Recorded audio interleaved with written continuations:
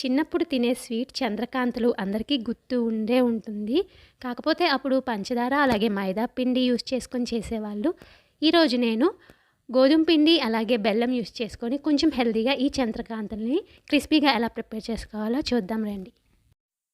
ఇవి ప్రిపేర్ చేసుకోవడానికి ఒక బౌల్లోకి 1 కప్పు గోధుమ పిండి వేసుకోండి. పావు కప్పు బొంబాయి రవ్వ వేసుకోవాలి. చిటికెడంత ఉప్పు వేసుకొని 3 సమానంగా కలిసేటట్టు కలుపుకోవాలి. మీరు ఏదైనా కప్ యూస్ చేస్తుంటే అదే కప్తో అన్ని మెజర్మెంట్స్ అనేవి తీసుకోండి. మీకు ఈ క్వాంటిటీ కన్నా డబల్ కావాలంటే కనుక ఈ మెజర్మెంట్స్ అన్నీ డబల్ చేసుకుంటే సరిపోతుంది. పావు కప్పు నూనెను కూడా వేసుకొని ఒకసారి కలుపుకోవాలి. నూనె వేసేసుకొని ఒకసారి అంతా బాగా కలిపేసుకోండి. పిండి అనేది ఇలా ముద్దగా అవ్వాలన్నమాట.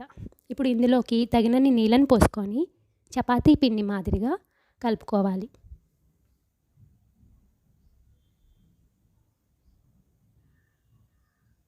ఈ కలిపిన పిండిని మూత పెట్టేసుకొని 1 అవర్ పాటు నానబెట్టుకోవాలి. బొంబాయి రవ్వ వేసాం కాబట్టి ఇది నానితేనే మీకు ఈ రెసిపీ అనేది క్రిస్పీగా వస్తుంది. అలాగే గుల్లగుల్లగా కూడా వస్తుంది. గంట తర్వాత 5 నిమిషాల పాటు బాగా నీట్ చేసుకోవాలి. తర్వాత గోలికాయ అంత పిండిని తుంచుకొని పెట్టుకోండి. ఇలా తుంచుకోవడం వల్ల మీకు ఉండలు అనేవి అన్నీ సమానంగా వస్తాయన్నమాట. వేగేటప్పుడు కూడా సమానంగా వేగుతుంది. వీటన్నిటిని రౌండ్గా ఉండలు చేసుకోవాలండి. ఈ ఉండని సిలిండర్ షేప్లో ఇలా చూపిస్తున్న విధంగా చేసుకోండి.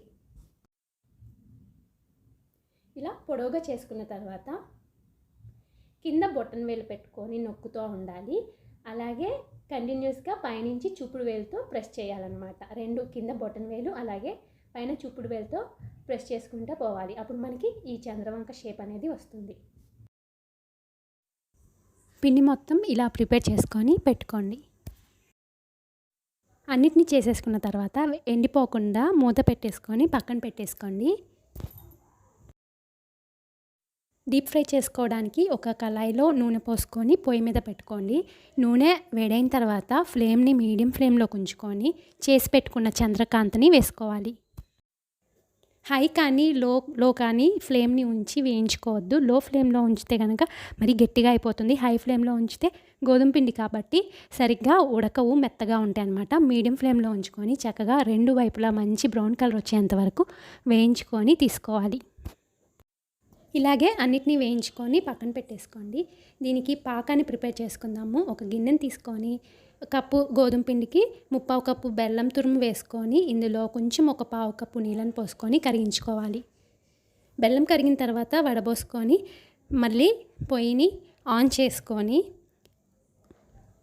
కలుపుకుంటా మీడియం ఫ్లేమ్లో ఉంచుకొని ఈ పాకం అనేది దగ్గర పడేంత వరకు ఉడికించుకోవాలి. నీళ్ళల్లో వేసుకుంటే పాకం అనేది ఉండ షేప్లో రావాలన్నమాట.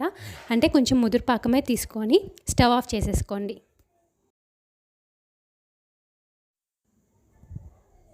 స్టవ్ ఆపేసుకున్న వెంటనే గిన్నె పక్కన పెట్టేసుకొని ఈ చంద్రవంకలు మీరు ఏదైతే ప్రిపేర్ చేసుకున్నారో వాటిని వేసేసుకొని ఫాస్ట్గా ఒకసారి మొత్తాన్ని కలిపేసుకోండి. పాకం మొత్తం చంద్రకాంతలకి పట్టేంత వరకు కలుపుకోవాలి.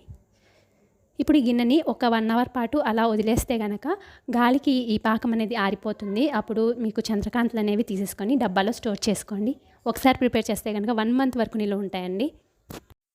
పిల్లలకి ఈవినింగ్ స్నాక్స్గా మీరు ఏమీ ఆలోచించకుండా ఇవి పెడితే చాలా ఇష్టంగా తింటారు.